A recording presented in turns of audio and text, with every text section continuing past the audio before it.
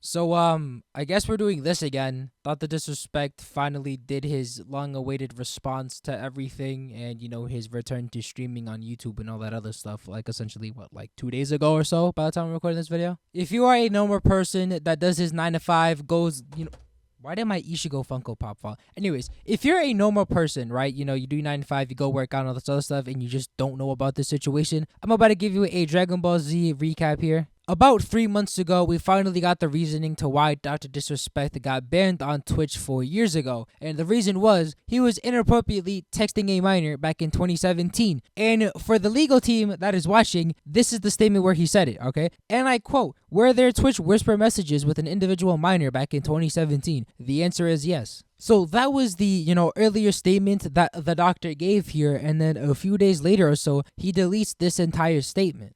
And then slowly starts hinting at his return here. His banner at one point was, him playing chess because we were all playing checkers or some shit. And then he changed his banner to him essentially deleting the Twitch statement that he had. I might have said this in my previous video, but I had a guess that when he came back from this vacation or whatever, there was going to be people still watching him and still supporting him. And I was right. Apparently he had over 200,000, concurrent viewers or something like that. So in this video, I got a couple clips from the stream that I want to show, and then Jake Lucky actually tweeted an essential summary of Doc responding to everything, so we're going to look at that as well. So if you are new here, please subscribe. It would mean a lot to me. Thank you. Wasn't sexting anyone.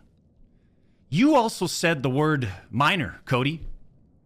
I even made sure that word was emphasized in my statement, edited, etc., just to make sure these so-called journalists would pick up on it. And boy, oh boy, did they ever, champs. When you and all these so-called journalists, Cody, fired off your tweets, did any of you consider that the Twitch user may have been over the legal age of consent at the time of the messages? You didn't. Neither did any of these journalists, and neither did Twitch at the time of the ban. In the first clip, he's talking about, oh, guys, I was emphasizing the word minor in my statement, editing it in and out. So these journalists and these esports news outlets, they could eat that shit up. And I'm sitting here like, bro, you are not fucking Light Yagami. This is not the 500 IQ play that you think it is. And also in that clip as well, he says, did you ever consider the fact that the person was over the age of consent? No, we didn't. You wanna know why? Because in your statement, and I quote here, were there Twitch whisper messages with an individual minor back in 2017? The answer is yes. So why would we question if the person was, over the age of 18 or under the age of 18 when you said it was, a minor? The same people that made this decision admit internally that the messages did not constitute sexting. The same people that made this decision at Twitch admit internally that the messages did not warrant any child sexual abuse material charge. Twitch makes this decision to terminate my contract and ban me while admitted they did not perform any legal analysis of whether the messages exchanged were illegal in any way. Twitch makes this decision to terminate my contract and ban me while admitting that they never investigated the age of consent in the jurisdiction where the user's messages were sent and received.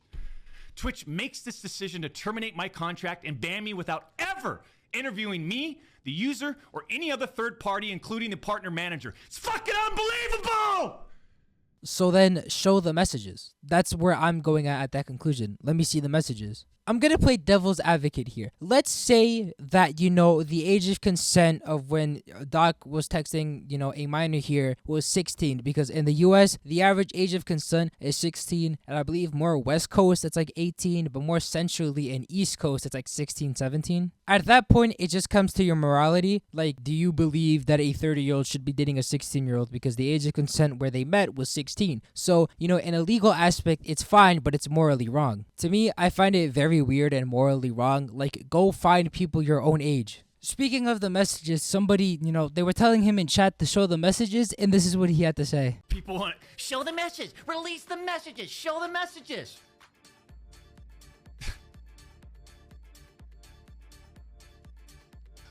What are we in second grade?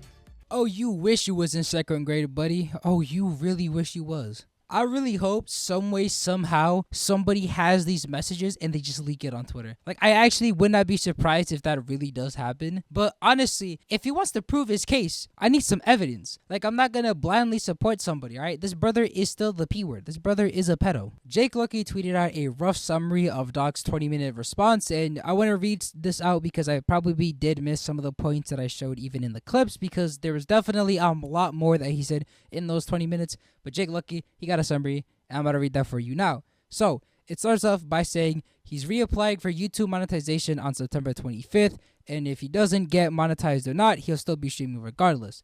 In his Twitch lawsuit, all parties were not allowed to speak publicly after the lawsuit was resolved. Settlement said no one could speak publicly, but if one side violated, he could respond. Calls out ex-Twitch employee Cody Connors for leaking the reported reason for 2020 ban.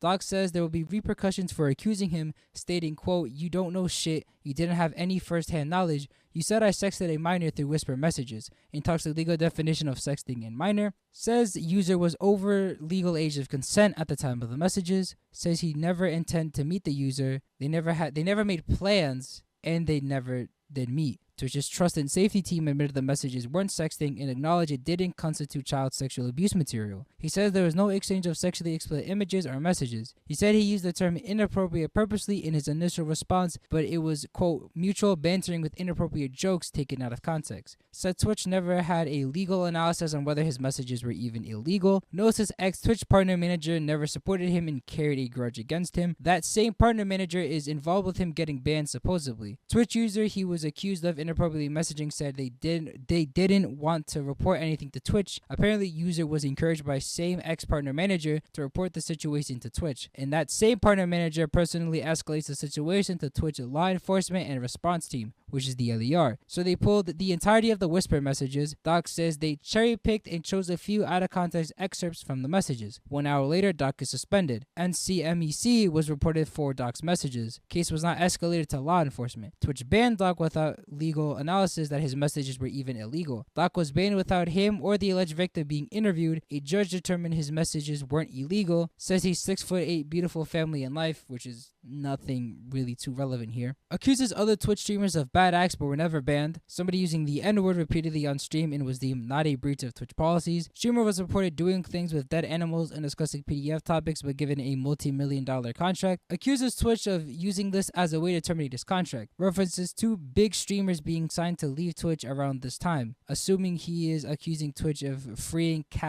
up capital, terminating Doc's contract to keep other big streamers from leaving, such as Ninja and Shroud, which they left for Mixer. Says he has more, just won't disclose. These are all statements according to Dr. Disrespect. This to me is just him saying and yapping about a bunch of shit with no evidence at all with it. Cause like I've said, I want to see these messages. I want to see what really went down. And honestly, I think I've said this in the previous two videos on this situation. I believe we'll never get these messages at all whatsoever. But some way, somehow we do. I will be there to cover the messages for sure. But until then, ladies and gentlemen, I'm going to end the video there. If you are new to the channel, please consider subscribing and check out my other social medias. Links down below. And yeah, I'll see you guys in the next one. Peace.